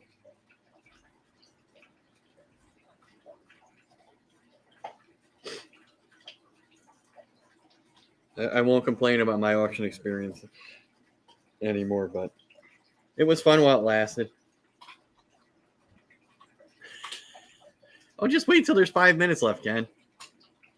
Is that somebody's fish tank? That is the turtle. It looks like I got to add water to it. And there's two here, Rob. So, yes, they can be kind of loud, is what it is. And I think that's what somebody thought when Ken went to the bathroom during the auction. I think that's what people were hearing. And then giving Ken crap.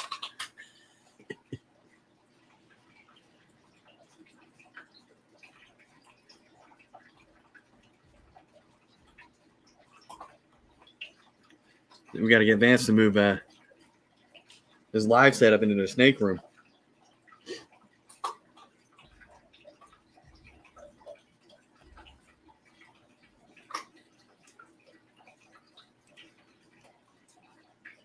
Yeah, I mean that's what bugs me is like the auction could have no interest in it. The entire time you think you got it, it's like, all right, great, nobody else wants this, and then last 5 minutes, just he goes crazy. Oh, somebody's watching me. That's nice. Yeah, it must be fun on the other side is to be towards the end and just see them go through the roof. This is that triple het, that hypopide clown.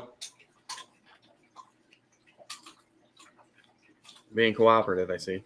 Yeah, she listens very well, huh? Come on, girl. Okay.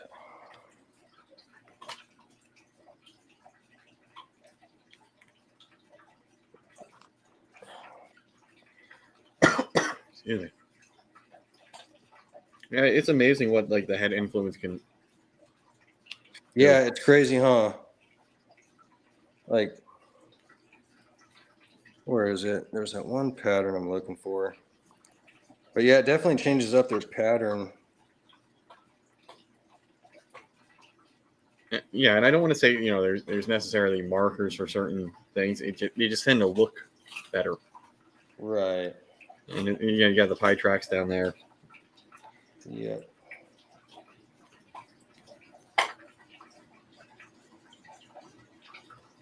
Hey, even my het clown G stripe stuff, it's just brighter.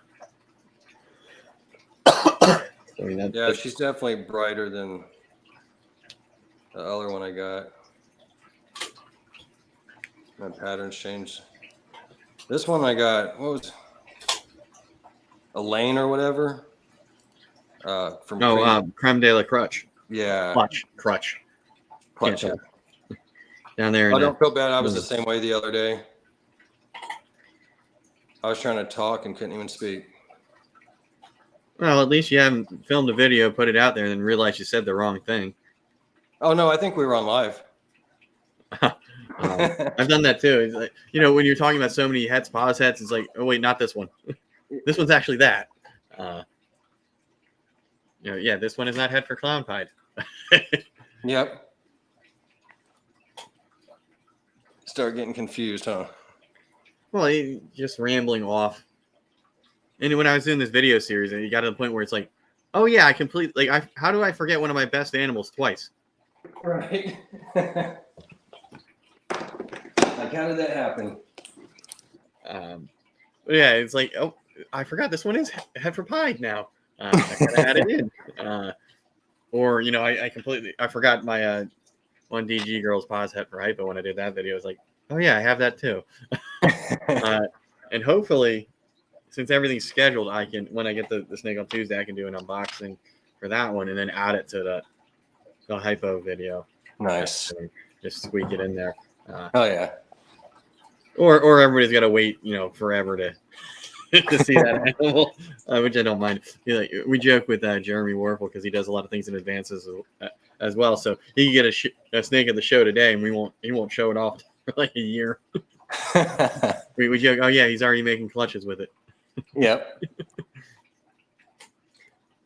Yeah, it's like I don't mind telling what I got, but there's always those couple little hidden gems, you know.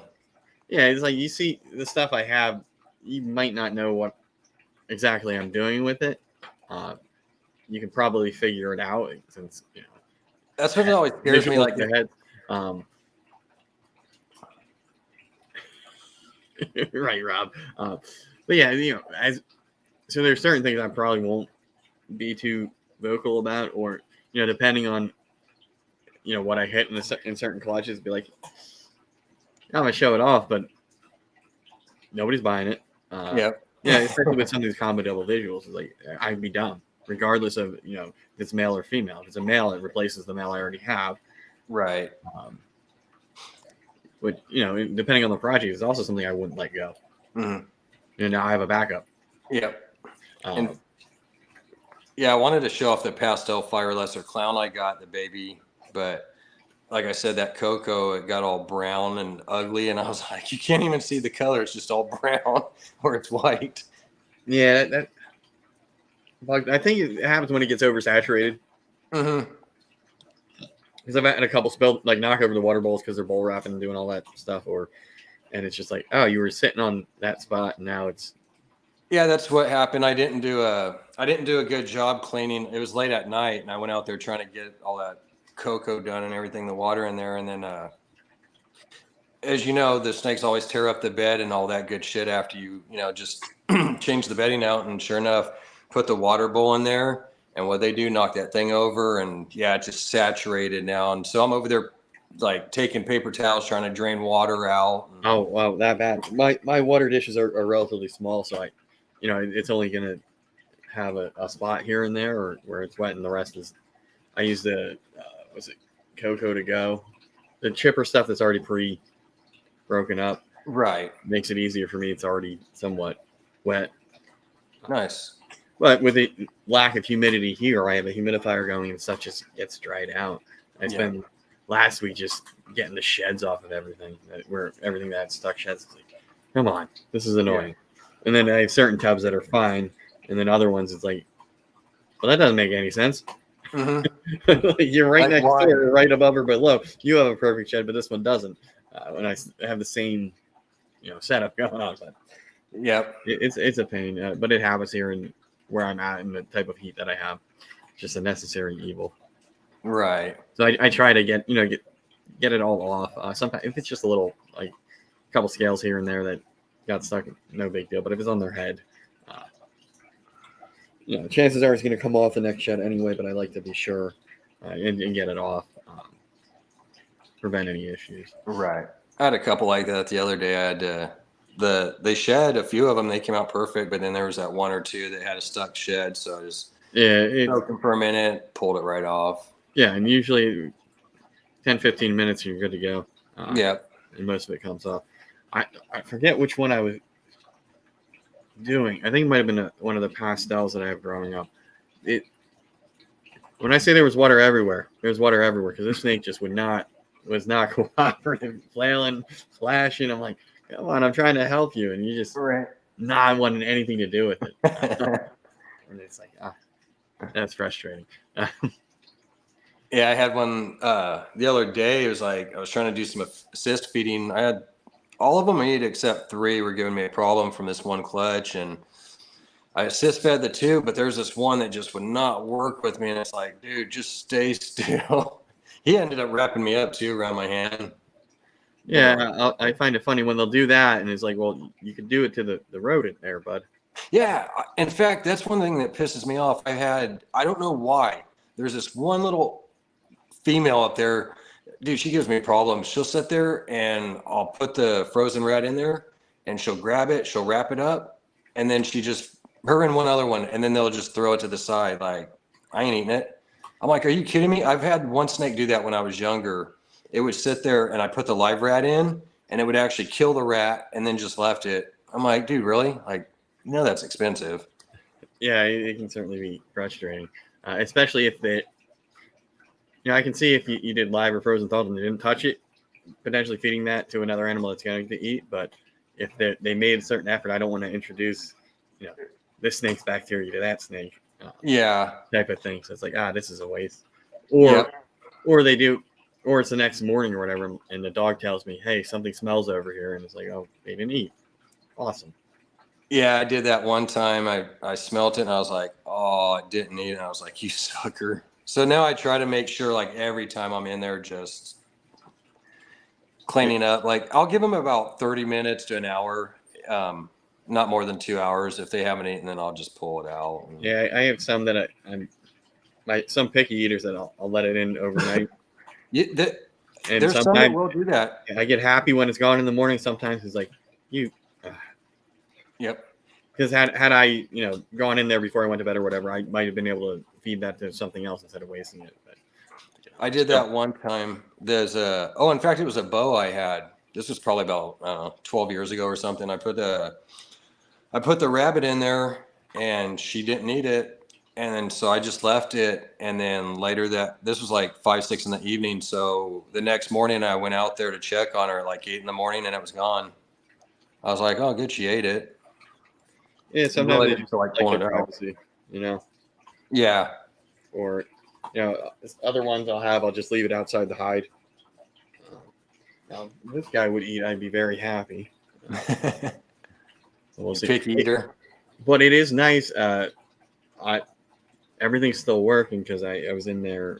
I was spot cleaning. There was he did take a dump, but it's the Da Vinci boa stuff, so it's not really anything to write home about. It's just I didn't know what it was when I looked at it and went to move it and figured out what it was rather quickly. But so it's nice that okay, now there's stuff sort of going through them.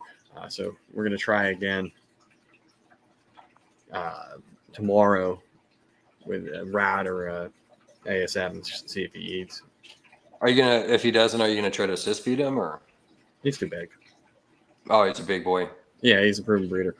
So if that doesn't work, then he's. Oh, that's that one that you pulled out when you did. Yeah, yeah, that's right. So if he doesn't eat again, I have the empty tubs with lids, so I'm gonna just set him up in the other room away from give him a bath, clean them all up, block it all off, and just have it in the rodent room. Just get him set up away from all the females, and see if that doesn't work. That might help out. I had one that did that. I'm trying to think what that was. Or we're going for a ride or something. Just right. He's moved around. It's nothing's worked so far. So it's like, hey, what haven't I done? We might have to go on a little trip.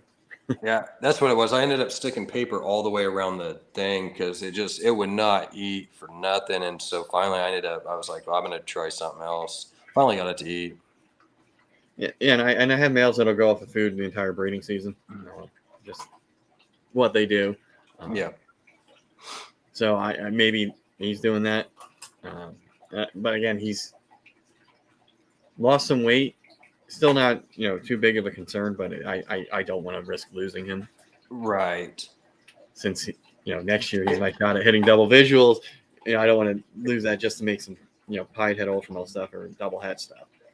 Yeah, it's always scary losing any animal, but it's like if it's nothing super important, it's kind of like, okay, you know what to do, no big deal. But it seems like for some reason, if it's an expensive animal, something you really like, you start kind of stressing on things a little more. Like, come on, eat, please. Yeah, and I bet I can pair him and he'll be fine. But I just, for me, it sets me back. It's something should happen to him, and it's been since November since he's eaten anything. That's quite a bit of time. I mean, if it was just even if it was just a pet, I'd be concerned at this point. But they can go quite some time without eating. You'll be fine, but yeah, I don't blame you. I'd be worried too. Yeah, and some like my Labrador albino did that. Like the Desert Ghost, the new one I just got, he hasn't eaten since he's been here. But I might have screwed that up because I put an ASF with him, and I think the ASF got him. Oh shoot! So now he's stressed on stressed. So because those ASFs will actually bite, huh, and tear that snake apart. Yeah, more so than like the rats. The rats will just kind of chill there, and then when they get locked up, then it's okay. Now I'm fight or flight. With the ASF, like I was just holding him, and it got him, and I was like, man, because I saw him recoil, and I'm like, not happening today, but we'll see. I can always put in a rat pup or something smaller that's not going to be able to do as much damage. And see. I'm not too concerned. He's pretty big. Nice. He's 300 some grams, I think now. Sweet. Close to it. He's about the same size as the pie boy I got. So I'm not concerned if he's not eating. I've had a couple that go off of food when they come here. Other ones tend to eat right away.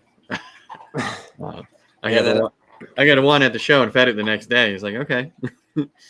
Yeah, there's some I've had the same thing. I'll get it the same day and feed it and it'll eat. And then there's some that just won't even touch anything for a few months or longer. The lavender albino I had, she went, the guy told me she was a good eater and everything. And then I got her and she didn't eat for like 4 months. He's like, that's the jinx, right? The what? That's the jinx. Oh yeah, great eater, pounds food. It's like, okay, you just. Yeah, you jinxed me. Yep, not happening now. Thank you. But it's funny with two that have been described to me as would eat anything, right? Two that aren't eating. But this guy was actually kind of weird. Like I won't go through him anymore. I bought 2 snakes from him. He told me that one lavender albino het pied, she wouldn't eat for like 4 months when she was supposedly a good eater. I bought a fire het pied het albino from him, and that one ended up dying like just a couple weeks or a couple months, like a month later or something. And when I got her in, she kind of had there was kind of a weird smell. Didn't smell the greatest.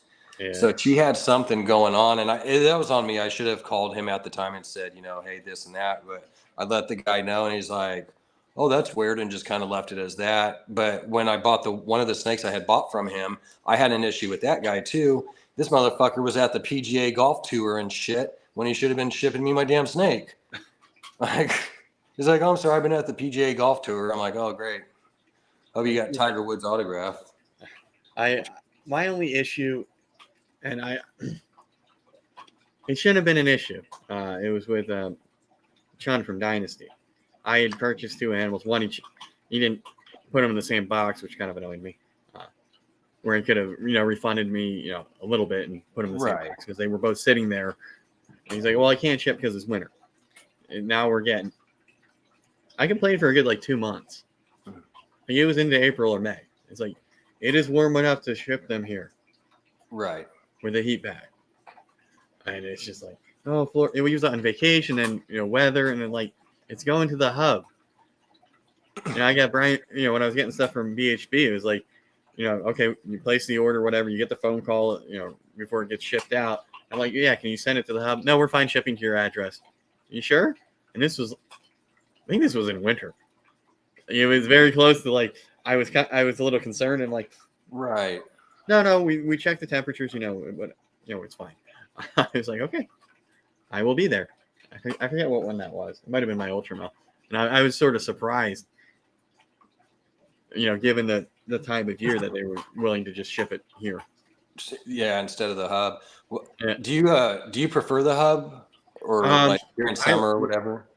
I like the hub because it's there in the morning, and when I have stuff shipped here, it comes here at like noon. 11, 12. Yeah, it's less travel for the animal, less stressful. It's easy for me to get to a hub, and I prefer to ship to the hub as well for the same reasons. But unfortunately, some people live so far away from the hub that they have to do drive 30, 45 minutes an hour or whatever. Yeah, and when you're going 90 minutes to the hub,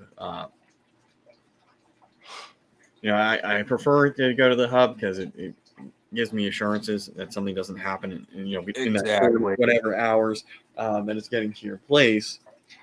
Also, you have to be home, you have to be there. That sort of thing. And I do have one going to residential address this week, and I'm nice. I made sure that, hey, you're gonna be home. Yeah, like you said, I prefer the hub. I mean, I used to have a couple that came here, but I just started like once like the third snake went to the hub. I was like, that's just the way I'm doing it. Unless the person, that's the only way they do it is to your address. Yeah, and I try to. Okay, well, you're not getting any guarantees then. Yeah, and then I mean, if something happens to the snake, you're already at the hub. It's like, well, you might as well just ship this back or whatever. At least you can contact the person right away. Right there. Within. Yeah. For me, it just feels safer to do to the hub. Yeah, because you know what? I had some dude. This guy, I'm not even gonna say it, but dude, I was pissed. The freaking FedEx guy dropped my damn snake off, and it was on the freaking side, like instead of where the damn arrows go up.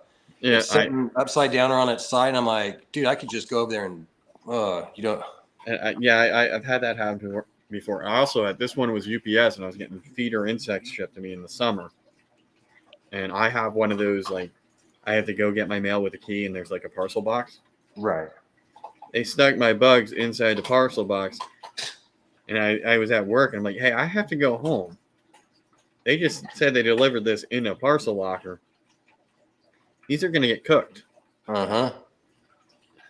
That's metal, and it's summertime. Yeah, and this is something that if it's cold, it's fine. But I was right. It was like shoved in there too. It wasn't even like gently placed. It's like, come on, dude. You know what it is. You can hear everything moving around. There's air holes everywhere. Right. Yep. Only the live animal. There's damn crickets and stuff coming out of the packaging. I did let the vendor know, and they were nice. They sent me more. Nice. I think that was Rainbow Meal. I forget which one it was, but I complained because it came damaged, and I didn't know if everything I had ordered was there. But they were nice and said, "Yeah, we'll take care of it." Sweet. So that was back when I had to order bugs all the dang time for all these lizards that I don't have anymore. So yeah. So yeah, I'm definitely glad we got Petco and stuff around here because the pet store that we did have that sold rats and crickets, she's out of business anymore. So luckily, because of them, I'm able to still get stuff because I got the bearded dragon and then got a leopard or a crested gecko. So yeah, I was at Petco or Pets one of them today. I needed feeders because for whatever reason I have a bunch of adult dubia. And there's nothing in that like middle. I'm like in the middle of a cycle, so I don't have anything I can feed my tarantula. Right. Which is really annoying. I get stuff so that can eat, but I got superworms and crickets too for the lizards. Nice. Oh yeah. Grab some more isopods, but yeah, it's nice. The one actually gets isopods from Josh's frogs. I've been buying them for like $10 or whatever the heck they are for a 10 count, tossing them in these tubs and then propagating my own colonies. So you got a tarantula? Yeah, it's a curly hair. I got it from Jess Ozak in a trade for frozen rodents or something like that. Nice. I was like 10, 11 somewhere in there. I got a Mexican rosy red-haired tarantula, and then I want to get a blue one. I've seen a couple. There's one at Petco I want to get, and then there's a couple I was looking at like on Morph Market, and then when I went to the pet store, I got a card from this guy. They're pretty cool. Yeah, I wish they were more handleable. Well, that and like interactive. It is in a Yeah, burrow all the like time. coming I out never. more. It's like, are you alive? Mm-hmm. Hiding under Always there? burrowing. Yeah, it's always it's underground. It's like, okay, well, I just keep on throwing food down there, and then one day I'll find out that you're not alive. Yeah, I there were hope certain so. ones, I forget what it was. There was one tarantula that kind of likes to burrow a little more than others. So I Yeah, guess this it's just is. one of those things, finding which ones do what too. Yeah, I mean it's mostly burrowed. It'll come out occasionally for water, or it's just coming out when I'm not seeing it. But occasionally, it'll freak me out because because they can climb any surface. So it's on the wall in the corner. It's like, oh, okay, it's out. Let me get the camera. Right? But yeah, I mean it's nice to look at. I don't know. I think they're. I used to hate spiders. I used to be like Justin. Now I'm like, yeah, okay. I'm not quite. I still don't want to hold the dang thing, but it is cool to look To at. look at and everything. Yeah, for sure. That's crazy. Justin doesn't like them, but Alex does. Yeah, and I mean I get it, and I obviously never want to get bit by this thing, but When I was a kid, I held my tarantula like once, maybe twice, and that was it. I don't know. They always kind of freak me out, and I mean they can bite too. So yeah, well, then you're not trying to get that damn venom in you. right, and the other thing is they're deceptively fast, and that's the last thing I want is be like, oh, okay, and then it's now Jumps on your face. it's getting close to my face and my beard, and I don't want to hurt the thing, so Right.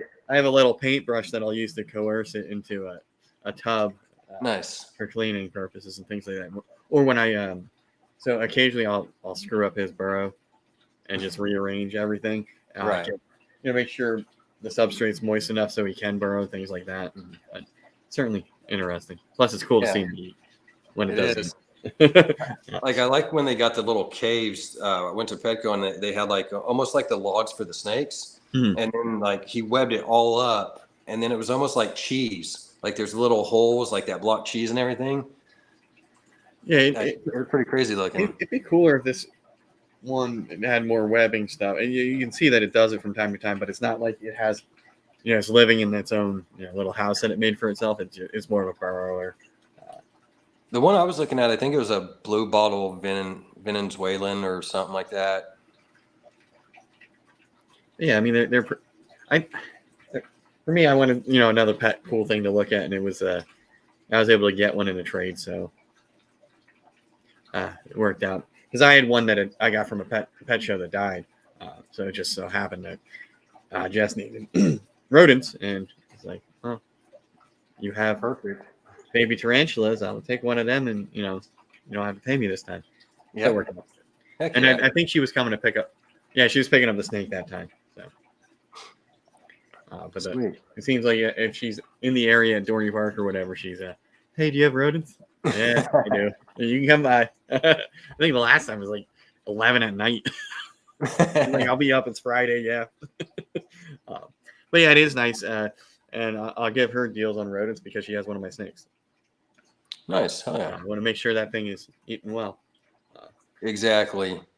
Yeah, I got actually a connection, a pet store here in town. They don't sell like what it is it's a feed store. They sell like dog food and rabbits and all that crap. But I was talking to him. I've been going there for quite a few years, and he gives me like a really good discount, like on all the rat food that I need and all that crap, bird seed. And he knew I was breeding snakes. Well, he was talking to me and wants to start bringing snakes in to sell there, and then getting like rats breeding. Because obviously you got to feed them, and they don't have rats there. They just have chickens, rabbits, and crap like that. So Right, if you're already doing that, and then you're carrying the supplies for them, yeah, and so I was filling like, a market. yeah, I was like, that could work out. We could do something like that maybe. So I'm still trying to figure it out and talk with him and get in the works. Yeah, I mean, if you could have them wholesale your stuff. Yep. Or, store credit it. Yeah, like I was even thinking like, I don't know how, like I said, I got to talk to him and see what he wants to do. But like, if they want to make money on it or whatever, I even cut him a profit, like roller. I'm trying to figure out if I'm going to keep this, because he was saying something about maybe bringing them into the shop. And so I'm kind of like trying to figure out if, what I want to do, so I don't know. It might be something considering to put it in there, and that way people could see it too, and Yeah, and if it's also known that they're from you, then it gets you advertising and referrals, true, like that. yeah. Yeah, that's exciting. Yeah. To develop partnerships like that. Yep. Yeah, I get the rat food and everything really cheap. They hook me up. I get like usually 2 pounds to 1 pound. So are you able to buy in bulk from there? Um, Or is it just that's like a good your question. 50-pound bags? So they got, actually, I think I could probably get the big bag from them if they, if I wanted to, but they got the big bag that you buy it by the pound. Okay. So Yeah. I'll go in there and buy like 5-10 pounds of it at a time. So if I get 20 pounds, they'll only charge me like 10 pounds worth of food. Oh, that's awesome. Yeah. Yeah. So I can't complain. There's not too many places around here that aren't specifically for farms that have that type of feed and that type of system. Yeah, that's exciting. Go out? Huh? She got to go out again. No, I think it's just I'm sitting here because she's gone out. She's had a bone. She just doesn't like me, and it's probably dinner time for her. So we're hitting the 2-hour mark. We're gonna go ahead and cut it off here. I'm gonna feed the dog while Vance tells you where you can find him on social media and where he sees himself going over the next couple of seasons. What's up, everybody? So for the next, actually, you could find me on. I might be on Morph Market here in the next month or so. I'll get that going. You can find me on YouTube under Blue Zombie Morphs or also Instagram. In the next couple of years, let's see here. What do I see? I'll probably definitely be increasing what I'm doing. I don't really see me going too much further as far as like, I don't know, maybe in the next 2 years, I'll probably be around maybe 50 or 100 snakes or so. I don't want to get too large into it. I'm trying to kind of keep things that I got more genes basically in, not having so many single or double gene animals. I'll keep stuff that's more of a powerhouse, 4 or 5 genes. Trying to push a little bit to maybe like right now I'm in the mix of trying to get more people into the reptile industry. I've been talking to a lot of people and everything. I've got kind of like right now about 3 people that weren't like into snakes, and now they're actually coming out and starting to like it. They're actually considering buying it, so that's pretty cool. Let's see what else. Definitely, like I've said before, I'll be doing the ultramale hypopide clown projects, getting some freeway stuff going, probably intermixing some of that. I got some Huffman coming. I'll be working. I do kind of I like the lighter, brighter genes, but I also do the dark ones too. So I'm really kind of working with both, but I want to intermix some of that stuff to get like, for example, like a lavender albino, if I could get that to darken up a little more, putting like black pastel or Huffman, maybe some, see, I said the black cat already. Maybe some inchy in there too, things like that. I think would be pretty dope. Nice. Yeah, it sounds like you got some pretty exciting stuff that you're working on, stuff that I'm interested in following because I am working similar recessives.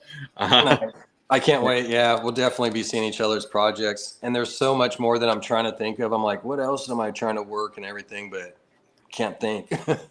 Also, sometimes it's the secret. And some of it is a secret. And that was the thing. A few of them, I was like, trying not to blow something. I'm like, I got to hide this one.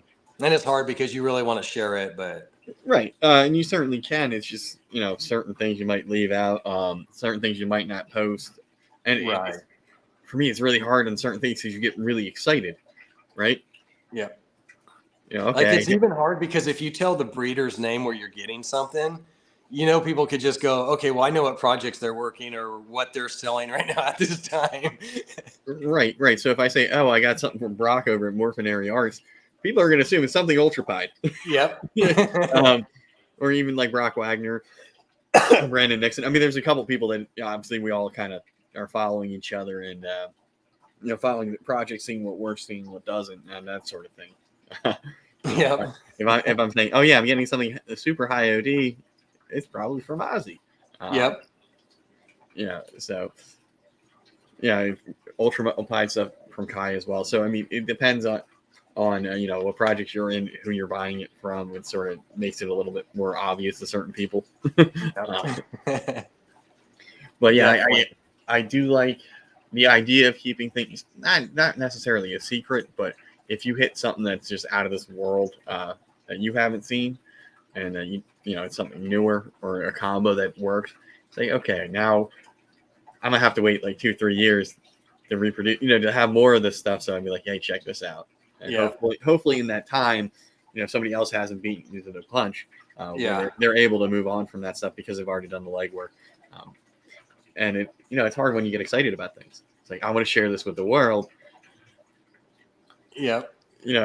What's best for me, from a business standpoint, exactly. I don't want to let, open that can of worms too early. Yep. I hear you. I've done the same thing. I was sitting there thinking about that. I was like, man, when I get something that's coming out really nice, it's going to be hard because you want to show it. But then, like you said, you're opening that door to where people see that. And then it's, right. So it's better off just wait a couple of years, get that bred, and then we can start kind of. Yeah. But I do like, and I think Levance does this from time to time. He'll post something, but he won't really tell you what the hell's in it. Yeah. But it's like a DG clown, but you don't know what else he's got tinkering, and the price for him is usually Inquire. Mm-hmm. So I mean, that's a good place to be. But maybe doing stuff like that, and like, look at this animal that I produced. Hold back, not really. You can let people figure it out, type of thing. But yeah, I mean, it's exciting, and both of us here are getting deeper into some of these projects where we're having a chance to produce double visuals and things like that. So that's exciting. Exactly. I can't wait. Want to thank Vance for coming on, hanging out with me for almost 2 hours, and giving him a chance to talk, get to know him a little bit better, and actually let him talk, because usually on Thursdays there's a couple people that take over. But again, thanks for coming on, Vance. People still in the chat, people watching. If you go down in the description of the video, if you're not already subscribed to or following Vance, his social media information is down there. All right. So thanks, Kent. I appreciate it. Thanks for coming on. I will be live Tuesday morning as usual. I don't know what my topic is yet. I haven't brainstormed it. Well, I'll wait till the end of the weekend to post that. And then I have my videos coming out on Thursday about stuff I'm working in Ultramel. So be sure to tune into that. Remember to like, share, comment, subscribe. We'll see you next time.